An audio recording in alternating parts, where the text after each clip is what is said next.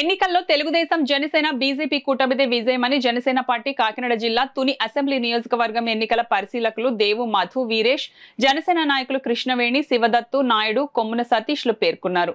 కూటమికి మద్దతు తెలిపిన ఓటరు మహాశైలందరికీ వారు కృతజ్ఞతలు తెలియజేశారు. జనసైనికుల్ని యాక్చువల్గా వీళ్ళకి ఇంకా సంస్థాగతంగా ఇది లేదు, వాళ్ళకి బలం లేదు అన్న వాళ్ళందరినీ అవన్నీ కూడా చెరిపేసిన మా జనసైనికులకి మా తలుపులమ్మ తల్లి సాక్షిగా చెప్తున్నాం. మేము ఈరోజు కూటమి విజయం సాధిస్తుంది. ఈ కూటమి విజయానికి ఏకైక కారకుడు పవన్ కళ్యాణ్ గారు, ఏకైక కారకుడు ఆయన. ఈరోజు ఈ పెన్ను చూపితే అతను ఈ పెన్నే క్యాండిడేట్ అంటే క్యాండిడేట్, ఈ ఫోనే క్యాండిడేట్ అంటే క్యాండిడేట్గా ఇక్కడ మొత్తం మా సీట్లన్నీ కూడా రావడం జరుగుతున్నాయి. అసలు పవన్ కళ్యాణ్ గారు గ్లాసు గుర్తు, పవన్ కళ్యాణ్ గారు గ్లాసు గుర్తు, ఇదే రెండు స్లోగన్. ఎవరైనా ఎంత ఎలాంటి వాళ్ళైనా ఆ రెండే విధంగా జరిగింది. రాష్ట్రంలో మార్పు, భయంకరంగా మార్పు రాకపోతుంది. దానికి ఇక్కడ తుని నుంచి మొదలు పెడతారు సాంప్రదాయబద్ధంగా. మేము చెప్తున్నాం, తుని నుంచే ఇద్దరికి తంగెళ్ళ ఉదయ శ్రీనివాస్ గారికి అలాగే దివ్య గారికి ఇద్దరికీ కూడా ఇక్కడ మెజార్టీతో ఇక్కడ ఉన్న మెయిన్ కృష్ణవేణి గారు, ఈ శివదత్తు, మొత్తం ఇక్కడ ఉన్న గణేష్, అలాగే మొత్తం ఇక్కడ పేరుని చెప్పలేకపోతున్నాం కానీ మొత్తం అందరం కూడా ముందు వాళ్ళ ఫస్ట్ ఇక్కడ 50 టీములు తిరిగినాయండి తునిలో. ప్రతి చోట కూడా 50 టీములు ప్రతిరోజు క్యాంపెయినింగ్ చేయటం అంటే ఒక ఆశ్చర్యంగా చూశారు. అలాగే గుడ్ మార్నింగ్ జనసేన కార్యక్రమం అసలు స్టేట్ లెవెల్లో సూపర్ సక్సెస్ అయింది. దానికి మీడియా వారికి అందరికీ కూడా చేతులెత్తి మొక్కుతున్నాం. ఎందుకంటే ఇంత చిన్న పార్టీకి ఫస్ట్ టైము అంత పెద్ద పబ్లిసిటీ మాకే ఆశ్చర్యంగా ప్రతిరోజు అవి చూసుకుని ఆనందపడిపోయేవాళ్ళు. అంత బాగా మీడియా సపోర్ట్ చేసి మాకు ఇది స్టేట్ ప్రోగ్రామ్గా మమ్మల్ని దీన్ని తీసుకెళ్ళినందుకు, అలాగే ఇక్కడికి పొద్దున్నే పవన్ కళ్యాణ్ గారు అత్యున్నతమైన పదవిలో, అత్యున్నతమైన స్థానంలో రాష్ట్రంలో నిలబడాలని ఈ తలుపులమ్మ తల్లిని మొక్కుని మేము ఇక్కడ మా తుని కార్యకర్తలు అందరం కూడా ఇవాళ మొక్కు తీర్చుకున్నాం. డెఫినెట్గా మేము కూటమి అధికారం వస్తుంది, మా పవన్ కళ్యాణ్ గారిని అత్యుత్తమైన స్థానంలో చూస్తామని కోరుకుంటూ, అధికారంలో భాగంగా పవన్ కళ్యాణ్ గారు తుని వచ్చినప్పుడు ఆయన రావడానికి ముందు వైసీపీ వాళ్ళు హేళన చేశారు. ఎవడొస్తాడు, ఎవరు రారు, ఏముంటుంది, పెద్ద ఏముంది జనాభా. పోలీసులు సైతం ఆశ్చర్యపోయారు, ఇంటెలిజెన్స్ డిపార్ట్మెంట్ ఆశ్చర్యపోయింది. పవన్ కళ్యాణ్ గారు వచ్చినప్పుడు తుని చుట్టుపక్కల ప్రాంతాలందరూ కూడా పెద్ద ఎత్తున ఆయనకి ప్రజాహారతలు ఇచ్చారు. ఈరోజు అలాగే స్టేట్ మొత్తం మీద కూటమి విజయానికి నాంది పలికిన పవన్ కళ్యాణ్ గారి పిలుపుని అందరూ స్వీకరించారు, అందరూ ఆశీర్వదించారు. పవన్ కళ్యాణ్ గారు ఏదైతే వ్యతిరేక ఓట్లు చేయాలన్నారో ఈరోజు స్టేట్లో ఎక్కడ చూసినా సరే హైయెస్ట్ పోలింగ్, ఈ గతంలో ఎన్నడూ జరిగినంత పోలింగ్ జరిగింది.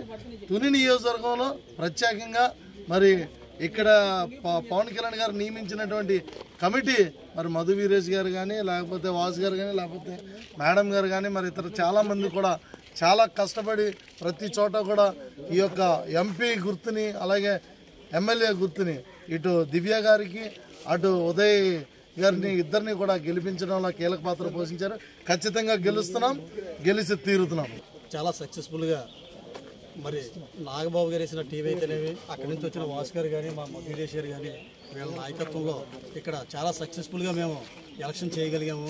ఎలక్షన్ చేయమే కాకుండా మరి ఎంపీ గారికి నిజంగా ఓట్లు వస్తాయా రావనే స్టేజ్ నుంచి ఈరోజు ఎంపీ గారికి అత్యధిక ఓట్లు ఇక్కడి నుంచే వచ్చే విధంగా మేమందరం కృషి చేయడంలో చాలా సఫలీకృతం అయ్యని చెప్పి ఈ సందర్భంగా నేను తెలియజేసుకుంటున్నాను. అలాగే రాష్ట్రంలో పవన్ కళ్యాణ్ గారు ఉద్దేశం ఏదైతే ఉందో, ఈ కూటమి ద్వారా వ్యతిరేక ఓటు చేయకూడదనేది నినాదం ఏదైతే ఆయన పలికారో, ఆయన పలికిన సందర్భం ఏమిటో తెలియదు కానీ ఈరోజు అక్షరాలా కూడా నిజమవుతుందని చెప్పి ఈ సందర్భంగా తెలియజేసుకుంటూ, ఈ కూటమి ఏర్పాటు చేసినటువంటి పవన్ కళ్యాణ్ గారికి నిజంగా నేను ఈ ఆంధ్ర రాష్ట్ర ప్రజల తరఫున ధన్యవాదాలు తెలియజేసుకుంటున్నాను. జై జనసేన, జై జనసేన. విడిపోయిన తర్వాత కాకినాడ జిల్లాలో అత్యంత వీక్ నియోజకవర్గం తుని అనేది కంపల్సరీ నెగ్గేది వైఎస్ఆర్ పార్టీ అనే మూమెంట్ వచ్చింది. అటువంటి దేవు మధు వీరేష్ అనే ఆయన పవన్ కళ్యాణ్ గారు, నాగబాబు గారు, అలాగే శంకర కృష్ణవేణి గారు, శివదత్తు గారు, ఇటువంటి నాయుడు గారు, ఇలా కొంతమంది అందరూ కలిసి ఒక మెజారిటీ వ్యవహారాన్ని ఇక్కడ తీసుకురావడం జరిగింది.